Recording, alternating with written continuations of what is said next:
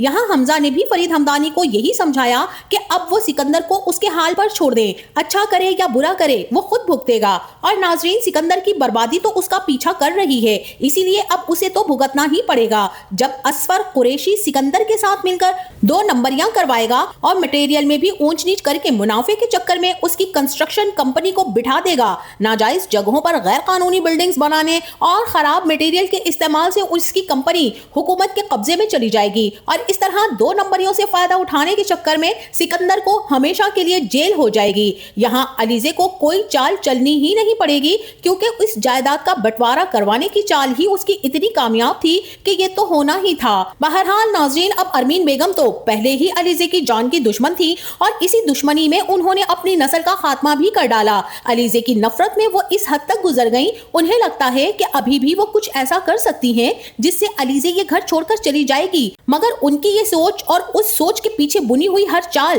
ناکام ہی ہوگی۔